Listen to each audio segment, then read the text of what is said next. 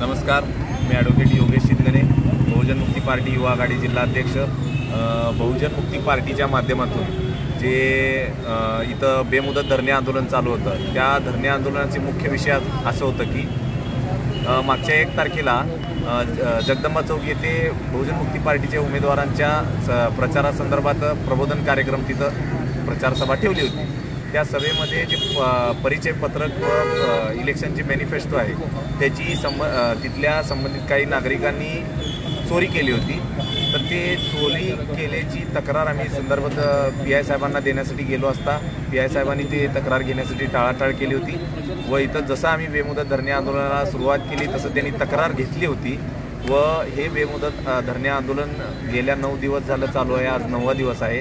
तर आज आम्हाला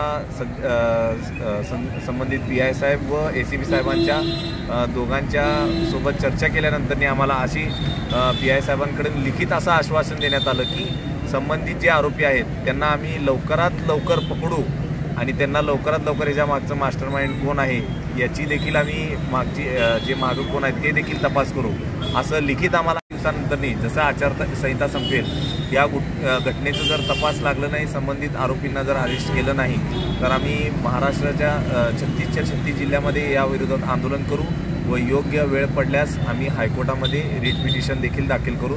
एवढं बोलतो आणि थांबतो। धन्यवाद। तुम्ही PI साहेब आणि ACP साहेबांच्या आश्वासनाला समाधानी आहात का? हां, त्यांनी लिखित दिलं असल्यामुळं आम्ही समाधानी आहे, कारण की त्यांनी लिखितच संबंधित जे आयो आहेत त्यांना PI साहेबांनी आदेशित केलं आहे या ह्याच्यामध्ये लिखित आदेशामध्ये की संबंधित गुन्ह्याचा लवकरात लवकर तपास करा, कारण की आम्ही एक 10 दिवसाची मुदत किंवा आचारसंहिता संपेपर्यंतचा याचा अर्थ घेणार लवकरात लवकर। 8 दिवसामध्ये आरोपीला जर अटक नाही केलं तर आपण 4 जून नंतर तुमचं काय दिशा काय असणार आंदोलनाची? महाराष्ट्राच्या 36 जिल्ह्यामध्ये याच्या विरोधात आंदोलन, तीव्र स्वरूपाचं आंदोलन होईल आणि त्यातून देखील ह्याचं काही निष्कर्ष आलं नाही तर आम्ही हायकोर्टामध्ये रिट पिटिशन दाखल करण्याच्या मार्गाने आम्ही पोचतो।